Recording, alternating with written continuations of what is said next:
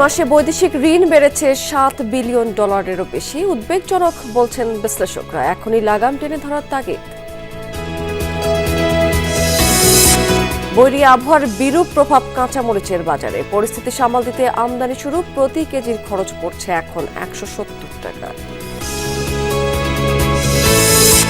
ইসলামী ব্যাংকের চাকরিচ্যুতদের বিক্ষোভ। 24 ঘন্টার আলটিমেটাম দিয়ে ঢাকা চট্টগ্রাম মহাসড়কে অবরোধ প্রত্যাহার।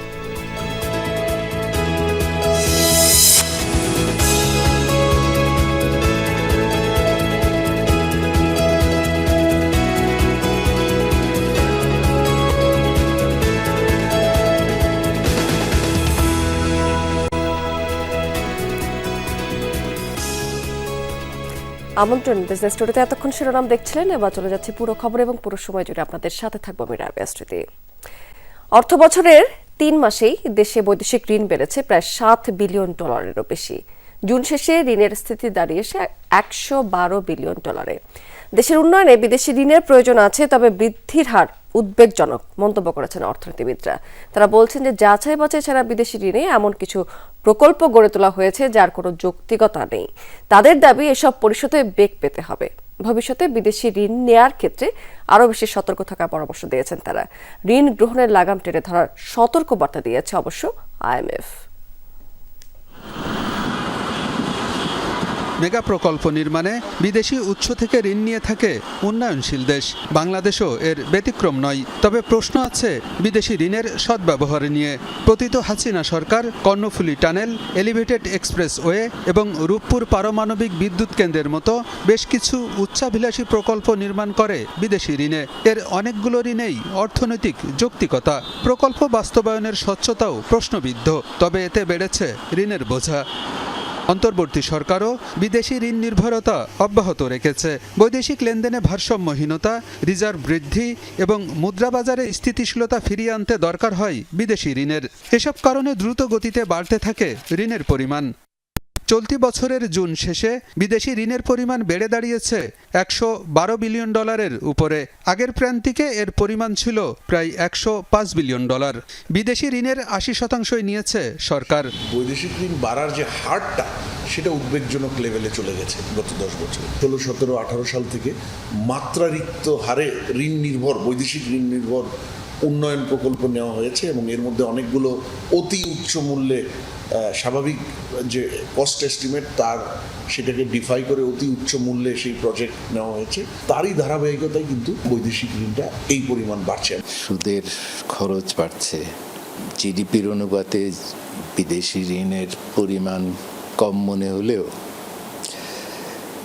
সেটাও ঋণ পরিশোধের ক্ষেত্রে চাপ সৃষ্টি করে এবং ডলার সংকট যখন হয় তখন ওই চাপটা সহ্য করা আরও কঠিন হয়ে যায়। বিদেশি ঋণ নেওয়ার ক্ষেত্রে এর প্রয়োজনীয়তা এবং সদ্ব্যবহার নিশ্চিত করতে হবে। এজন্য পাইপলাইনে থাকা ঋণের বিষয়ে আলোচনা করা দরকার বলে মনে করেন অর্থনীতিবিদরা। অপ্রয়োজনীয় ঋণ বাদ দেওয়ার পক্ষেও মত দেন তারা। সেকেন্ড বিষয়টা হলো প্রয়োজন এবং সদ্ব্যবহার। সেই জায়গায় রিনেগোশিয়েট করে সেই ঋণের যে শর্ত, সেগুলোকে আমার মনে হয় আরও সহনশীল করা দরকার রিনেগোসিয়েশনের মাধ্যমে। প্লাস যেই অর্থটার প্রয়োজন নাই সেগুলো আমার মনে হয় ঋণের সেগুলো ফেরত দেওয়ার দরকার আছে। এখানে যদি আমি যাচাই বাছাই করে দেখি যে অনেক প্রকল্প আছে যেখান থেকে আমি রিটার্ন পাবো না, রিটার্ন বলতে আমি যেটা বৈদেশিক মুদ্রায় আমার রিটার্ন আসবে না, তাহলে সেই প্রকল্পগুলো তো বাতিল করে দেয় ভালো। এবং আমার মনে হয় এই দাতা সংস্থাগুলো, এই বিশ্বব্যাংক, এডিবি, এরাও এতে ইন্টারেস্টেড হবে, কারণ তাদের যারা ডোনার্স আছেন তারাও কিন্তু এখন এইদিকে উদ্বেগ প্রকাশ করেছেন যে পাইপলাইনে, এত মোটা পাইপলাইন থাকার পরে আমরা কেন নতুন ঋণ দিচ্ছি। সরকারের বিদেশি ঋণ বাড়লেও কিছুটা কমেছে বেসরকারি খাতে। জুন শেষে মোট বিদেশি ঋণের মধ্যে বেসরকারি উদ্যোক্তাদের ঋণ $19.77 বিলিয়ন। আগের প্রান্তিকে এর পরিমাণ ছিল $19.88 বিলিয়ন। আলমগীর হোসেন, যমুনা নিউজ, ঢাকা। কেন্দ্রীয় ব্যাংক নিলামের মাধ্যমে বাণিজ্যিক ব্যাংক থেকে ডলার কেনায় আগস্টে আন্তঃব্যাংক লেনদেন কিছুটা কমেছে। বাংলাদেশ ব্যাংকের প্রতিবেদন বলছে যে জুলাইয়ের তুলনায় আগস্টে সোয়াপ এবং স্পট এই দুই ধরনের লেনদেনই হ্রাস পেয়েছে। ব্যাংকগুলোর জন্য ডলার বেশি দিন ফেলে রাখা লাভজনক নয়, তাই ইন্টার ব্যাংকের মাধ্যমে ডলার বিক্রি করে। আর আন্তঃব্যাংকে চাহিদা না থাকলে সেই ডলার বিক্রি হয় বাংলাদেশ ব্যাংকের কাছে। ব্যাংকগুলোতে এখন টাকার চাহিদা কমেছে, এলসির পেমেন্ট কম থাকায় অন্য ব্যাংক থেকেও ডলার নেয়ার চাপও নেই। পাশাপাশি বাংলাদেশ ব্যাংক রেপোর মাধ্যমে তারল্য সহায়তা দিচ্ছে। আগস্টে দৈনিক গড় স্পট লেনদেন কমে দাঁড়ায় 33.23 মিলিয়ন ডলার, যা জুলাইয়ে ছিল 40.75 মিলিয়ন ডলারে। একই সময় দৈনিক গড় সোয়াপ লেনদেন নেমে আসে 77.04 মিলিয়ন ডলারে, যা জুলাইয়ে ছিল 86.94 মিলিয়ন ডলার। আগস্টে বাংলাদেশ ব্যাংক বাজার থেকে 454 মিলিয়ন ডলার কিনেছে। মাস শেষে আন্তঃব্যাংক বিনিময় হার নির্ধারণ করা হয়েছে প্রতি ডলার 121 টাকা 69 পয়সা।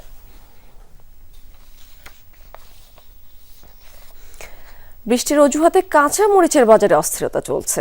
সরবরাহ কম এমন অজুহাতে বাড়ানো হয়েছে সেখানকার দাম। রাজধানী সহ বিভিন্ন অঞ্চলে খুচরা পর্যায়ে 360 টাকা কেজি দরে বিক্রি করা হচ্ছে। কয়েকদিন ধরেই কাঁচামরিচের বাজার বেশ চড়া রয়েছে। বৈরী আবহাওয়ার প্রভাব পড়েছে বলে জানিয়েছেন দোকানিরা। শুক্রবার রাজধানীর কারওয়ান বাজারে প্রতি কেজি 350 টাকা দরে বিক্রি হতে দেখা গেছে। এর আগের কয়েকদিন 300 টাকার আশেপাশে যদিও দর ছিল, যদিও কাঁচা মরিচের কিন্তু কোনো সংকট নেই। দোকানিরা বলছেন যে পাইকারি পর্যায়ে দাম বাড়ার প্রভাব পড়েছে। বাজারে স্থিতিশীল রাখতে প্রতিবেশী দেশ থেকে আমদানি শুরু হয়েছে। প্রতি কেজির আমদানির খরচ পড়ছে 170 টাকা, মানভেদে পাইকাররা কিনছেন 180 থেকে 200 টাকা দরে।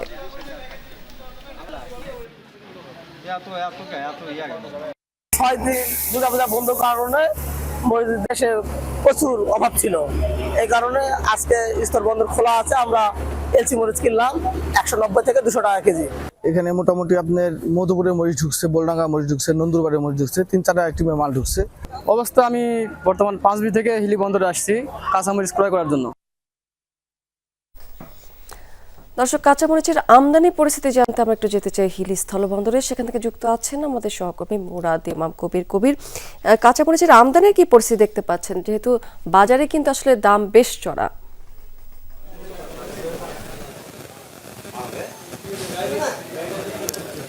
স্মৃতি, আসলে কাঁচামরিচের আমদানি যেটি বিষয় সেটি হচ্ছে যে গত 6 দিন হিলি স্থল বন্দর পূজার কারণে বন্ধ ছিল।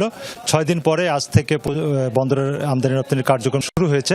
আপনি আমার পিছনে যেই ট্রাকটি দেখতে পাচ্ছেন এটি হচ্ছে কাঁচামরিচের ট্রাক ভারত থেকে আমদানি হয়েছে। এই আজকে এখন পর্যন্ত 6টি ট্রাক আমদানি হয়েছে কাঁচামরিচের। সেই ট্রাকগুলো আজকে লোড আনলোড চলছে। আপনি দেখতেই পাচ্ছেন এগুলো দেশের বিভিন্ন প্রান্তে পৌঁছে যাবে। আর আজকে যেহেতু এখন সবেমাত্র বন্দরে কাঁচামরিচের ট্রাক প্রবেশ করেছে, বাজার এখন শুরু হয়নি। আপনি দেখছেন বিভিন্ন এলাকা থেকে পাইকারি ক্রেতারা বন্দরে আসছেন এই কাঁচামরিচগুলো কেনার জন্য। আমরা আজকে কথা বলে যতটুকু জানতে পেরেছি যে হিলি স্থল বন্দরে 170 থেকে 180 টাকা কেজি দরে কাঁচামরিচ বিক্রি হচ্ছে। তো সেটা বলছে যে আজকে যেহেতু আমদানি শুরু হলো, এই আমদানি শুরু হওয়ার পরে এমনিতেই কিন্তু কাঁচামরিচের দাম কমে আসবে। আপনি স্মৃতি, এই মুহূর্তে আমার কাছে একজন আমদানিকারক রয়েছেন আনোয়ার হোসেন। আমি তার কাছে জানতে চাই যে আসলে কাঁচামরিচের এরকম হঠাৎ দাম বৃদ্ধি হয়ে গেল, এই স্বাভাবিক হতে আর কতদিন সময় লাগবে, কি মনে হয়? কাঁচামরিচ পূজার জন্য 8-9 দিন বন্ধ থাকার জন্য মরিচের আমদানি কম হয়ে গেছিল, দামটা একটু বৃদ্ধি পাইছিল। তবে 2-1 দিনের ভিতরে কাঁচামরিচ সোনা পর্যায়ে চলে আসবে, 150-60 টাকাতে চলে আসবে। আবার আজকে কি পরিমাণ কাঁচামরিচ ঢুকতে পারে বন্দরে? আজকে বন্দরে 5 গাড়ি ঢুকছে, ঢুকবে। ধন্যবাদ আপনাকে। স্মৃতি, আপনি শুনছিলেন আসলে ব্যবসায়ীরা বলছে যে আজকে আমদানি শুরু হয়েছে। এখন পর্যন্ত 5 ট্রাক বন্দর কাঁচামরিচ আমদানি শুরু হয়েছে, আমদানি হয়েছে। আরও অন্তত 5 ট্রাক বন্দরে কাঁচামরিচ প্রবেশ করবে। তারা বলছে যে আমদানি স্বাভাবিক হলেই কিন্তু কাঁচামরিচের দামটা সেটি কমে আসবে।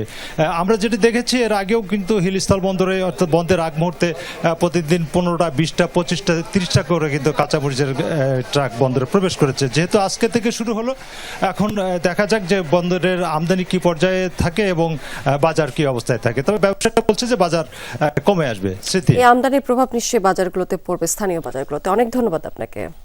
টানা 6 দিন ছুটি শেষে আবারও চালু হয়েছে হিলি স্থলবন্দরের আমদানি রফতানি কার্যক্রম। শারদীয় দুর্গাপূজা উপলক্ষে গত 28 সেপ্টেম্বর থেকে 3 অক্টোবর পর্যন্ত টানা 6 দিন আন্তঃবাণিজ্য বন্ধ রাখেন ব্যবসায়ীরা। ভারতীয় রাজস্ব বোর্ডের পক্ষ থেকে শুল্ক স্টেশন চালু রাখা হলেও ব্যবসায়ীরা পণ্য আনা নেওয়া করেননি। এদিকে টানা ছুটি শেষে কার্যক্রম পুনরায় চালু হয়, বন্দর এলাকাতে কর্মচাঞ্চল্য ফিরতে শুরু করেছে। দেশের বিভিন্ন প্রান্ত থেকে পণ্য নিতে আসছেন পাইকাররা, বিভিন্ন পয়েন্টে ভিড় করছেন ট্রাক। বন্দর কর্তৃপক্ষ জানিয়েছে যে ছুটি শেষে কার্যক্রম পুনরায় চালু হওয়াতে শ্রমিকেরা বন্দরে কাজ করছেন।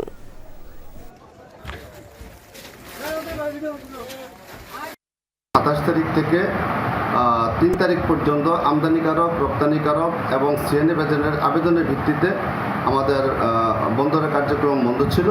তবে আজকে থেকে বন্দরের কার্যক্রম অলরেডি শুরু হয়েছে। 6 দফা দাবি আদায়ে 24 ঘন্টার আলটিমেটাম দিয়ে ঢাকা চট্টগ্রাম মহাসড়কের অবরোধ প্রত্যাহার করেছেন ইসলামী ব্যাংকের চাকরিচ্যুত এবং ওএসডিকৃত কর্মকর্তা কর্মচারীরা। দুপুর 1টার সময় অবরোধ প্রত্যাহার করলে মহাসড়কে ধীরে ধীরে যান চলাচল স্বাভাবিক হয় সেখানে। এর আগে বেলা 11:30টার দিকে ফৌজদারহাট এলাকাতে অবস্থান নেয় ব্যাংকটির শতাধিক কর্মী এবং তাদের পরিবারের সদস্যরা। এ সময় বন্ধ হয়ে যায় সেখানে মহাসড়কের দুই পাশে যান চলাচল। সৃষ্টি হয় 3 কিলোমিটার যানজট, চরম ভোগান্তিতে পড়েন সেখানকার চলাচলকারীরা। বিক্ষুব্ধরা বলেন যে স্পেশাল কম্পিটেন্সি অ্যাসেসমেন্ট পরীক্ষা বয়কটের কারণেই মূলত চট্টগ্রামের 5,500 কর্মকর্তা কর্মচারীদের চাকুরিচ্যুত এবং ওএসটি করা হয়েছে। অবিলম্বে তাদের স্বপদে পুনর্বহাল সহ 6 দফা দাবি জানিয়েছেন তারা। ব্যাংক কর্তৃপক্ষ আমাদেরকে লাঠিয়াল বাহিনী দিয়ে যারা চাকরিচ্যুত হয়েছে ওদেরকে লাঠিচার্জ করেছে, এরপরে মিথ্যা মামলা দিয়ে ওদেরকে গ্রেপ্তার দেখিয়েছে।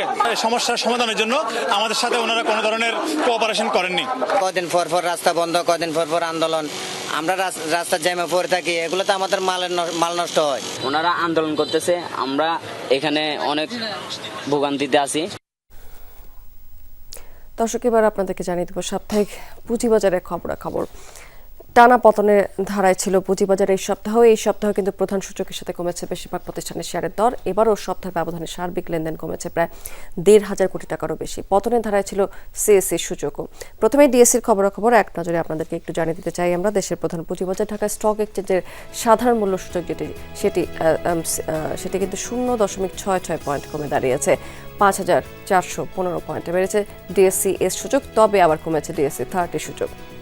গেল সপ্তাহে সার্বিক লেনদেনের পরিমাণ কমেছে, হাত বদল হয়েছে 1,860 কোটি টাকা শেয়ার। এর আগের সপ্তাহে লেনদেন হয়েছিল 2,918 কোটি টাকা শেয়ার। হাত বদল হওয়া প্রতিষ্ঠানের মধ্যে দাম বেড়েছে 150টি, কমেছে 215টি এবং অপরিবর্তিত রয়েছে মাত্র 32টি প্রতিষ্ঠানের শেয়ারের দর। লেনদেনের ভিত্তিতে শীর্ষে ছিল ব্র্যাক ব্যাংক, হাত বদল হয়েছে মোট 28 কোটি 48 লাখ টাকার শেয়ার। প্রায় 24 কোটি 12 লাখ টাকা কিছু বেশি লেনদেনে দ্বিতীয় অবস্থানে রয়েছে অরিয়ন ইনফিউশন এবং তৃতীয় অবস্থানে দেখা গেছে সামিট অ্যালায়েন্স বোর্ডকে। প্রায় 30 ভাগ বেড়ে দর বৃদ্ধি তালিকায় ডিএসসিতে শীর্ষে ছিল ফার্স্ট সিকিউরিটি ইসলামী ব্যাংক, দ্বিতীয় অবস্থানে রয়েছে সোশ্যাল ইসলামী ব্যাংক এবং তৃতীয় অবস্থানে রয়েছে এক্সিম ব্যাংক। প্রায় 10 ভাগ কমে দর পতনের তালিকায় শীর্ষে ছিল ওয়ালটন হাইটেক ইন্ডাস্ট্রি এবং দ্বিতীয় অবস্থানে রয়েছে ডিবিএস ফার্স্ট মিউচুয়াল ফান্ড এবং তৃতীয় অবস্থানে দেখা গেছে তালু স্পিনিং মিলসকে। একই সাথে চট্টগ্রাম স্টক এক্সচেঞ্জের খবর আপনাদেরকে জানিয়ে দিব। সিএসসিতে মূল সূচক যেটি সিএসপি সেটি 0.05% কমে দাঁড়িয়েছে 15,079 পয়েন্টে। কমেছে সিএসসি এক্স এবং সিএসসি 30 সূচকও। লেনদেন হওয়া 293টি প্রতিষ্ঠানের মধ্যে দাম বেড়েছে 113টি, কমেছে 159টি এবং অপরিবর্তিত রয়েছে মাত্র 21টি কোম্পানির শেয়ারের দর। সিএসসিতে গত সপ্তাহের লেনদেনের ভিত্তিতে শীর্ষে দেখা গেছে অরিয়ন ইনফিউশনকে, মোট 14 কোটি 85 লাখ টাকার শেয়ার হাত বদল হয়েছে 5 কোটি 9 লাখ টাকা কিছু বেশি লেনদেনে। পরে অবস্থানে রয়েছে ফাইন ফুডস এবং তৃতীয় অবস্থানে ছিল স্টার ব্যাংক। দর বৃদ্ধি তালিকায় সিএসসিতে শীর্ষে ছিল সোশ্যাল ইসলামী ব্যাংক, এই প্রতিষ্ঠানটি দর বেড়েছে প্রায় 29% মতো। এরপরেই রয়েছে যথাক্রমে এক্সপোর্ট ইম্পোর্ট ব্যাংক এবং ক্রাউন ফার্স্ট সিকিউরিটি ইসলামী ব্যাংক। একই সাথে আমরা একটু সাপ্তাহিক মুদ্রা বাজারের খবরাখবর আপনাদেরকে জানিয়ে দিব। দুর্গাপূজা এবং সাপ্তাহিক ছুটি মিলিয়ে টানা 4 দিনের ছুটি থাকার লেনদেনে দেশের সব ব্যাংক এবং আর্থিক প্রতিষ্ঠানগুলো বন্ধ ছিল। শুধুমাত্র রবি এবং মঙ্গলবার ব্যাংকিং লেনদেন চালু থাকে। অধিকাংশ বিনিময় মূল্যের দর কিন্তু 2 থেকে 3 টাকার মতো পতন হয়েছে। এনসিসি ব্যাংকের তথ্য মতে সপ্তাহের এই 2 কার্যদিবসে মার্কিন ডলার সর্বোচ্চ 122 টাকা 50 পয়সা লেনদেন হয়েছে। পাউন্ড রবিবার লেনদেন হয়েছে সর্বোচ্চ 167 টাকা 11 পয়সা। সর্বনিম্ন ছিল এই মুদ্রাটি বুধবার 166 টাকা 72 পয়সা। ওই একই দিন ইউরো সর্বোচ্চ লেনদেন হয়েছে 145 টাকা 81 পয়সা এবং সর্বনিম্ন ছিল 145 টাকা 51 পয়সা। পরিবর্তন ছিল অস্ট্রেলিয়ান ডলারের বিনিময় মূল্য, সর্বোচ্চ দর ছিল 80 টাকা 85 পয়সা, 80 টাকা 79 পয়সা সর্বনিম্ন দর ছিল এই মুদ্রাটি। আর সপ্তাহ জুড়েই লেনদেন হয়েছে 29 টাকার মধ্যে। মালয়েশিয়ান রিঙ্গিতের দর কমেছে, সিঙ্গাপুর ডলারের দরও সর্বোচ্চ লেনদেন হয়েছে 96 টাকা 35 পয়সা, সর্বনিম্ন ছিল 96 টাকা 33 পয়সা। পরিবর্তন হয়েছে সৌদি রিয়ালের দরেও, 32 টাকা 66 পয়সা লেনদেন হয়েছে এই মুদ্রাটি। বেড়েছে কানাডিয়ান ডলারের দাম, সর্বোচ্চ লেনদেন হয়েছে এই মুদ্রাটি 89 টাকা 1 পয়সা এবং সর্বনিম্ন ছিল 88 টাকা 52 পয়সা। আর ভারতীয় রুপির জন্য গুনতে হয়েছে যথারীতি 1 টাকা 39 পয়সা। আবারও মার্কিন সিনেটে ব্যর্থ হয়েছে শাটডাউন অবসানের প্রচেষ্টা। শুক্রবার ক্যাপিটাল হিলের বৈঠকে রিপাবলিকান বাজেট পরিকল্পনা এবং ডেমোক্র্যাটদের বিকল্প পরিকল্পনা উভয়ই প্রত্যাখ্যান করেছে সিনেট। একই সাথে সোমবার পর্যন্ত বাড়ানো হয়েছে শাটডাউন। এদিকে শাটডাউনের তৃতীয় দিনে ডেমোক্র্যাটদের কোণঠাসা করতে শিকাগোর ট্রানজিট তহবিলে $2.1 বিলিয়ন বরাদ্দ আটকে দিয়েছে ট্রাম্প প্রশাসন, যার ফলে স্থগিত হয়েছে আরও একটি ডেমোক্র্যাট নিয়ন্ত্রিত শহরের তহবিল। এর আগে ট্রাম্পের গেল মেয়াদে 35 দিনের দীর্ঘতম শাটডাউন চলেছিল যুক্তরাষ্ট্র জুড়ে। টানা 4 দিন দর পতনের পর জ্বালানি তেলের বৈশ্বিক বাজারে দাম বেড়েছে 1% মতো। যুক্তরাষ্ট্রের পশ্চিম উপকূলের পরিশোধনাগারে অগ্নিকাণ্ডের পর এই মূল্যবৃদ্ধির ঘটনাটি ঘটেছে। শুক্রবার অপরিশোধিত জ্বালানি তেল ব্রেন্ট ক্রুড 61 সেন্ট বা 1% বেড়ে ব্যারেল প্রতি $64.73 দাঁড়িয়েছে। এদিকে ওপেক এবং সহযোগী দেশগুলো নভেম্বরে তেল উৎপাদন প্রতিদিন 5 লাখ ব্যারেল পর্যন্ত বৃদ্ধি করতে পারে। সৌদি আরব বাজারে তাদের শেয়ার পুনরুদ্ধার করতে চাইছে। বিশ্লেষকরা বলছেন যে ওপেক এবং সহযোগী দেশগুলো দৈনিক 5 লাখ ব্যারেল তেল উৎপাদন বৃদ্ধির ঘোষণা দিলে দাম কমে আসতে পারে। প্রাথমিকভাবে তেলের দাম ব্যারেল প্রতি $58 পর্যন্ত নেমে যেতে পারে। এমনকি শহরের সর্বনিম্ন দাম প্রায় $55 হতে পারে। দর্শক, এই ছিল বিজনেস টুডে এখনকার আয়োজনে। এতক্ষণ সঙ্গে থাকার জন্য ধন্যবাদ আপনাদের সবাইকে।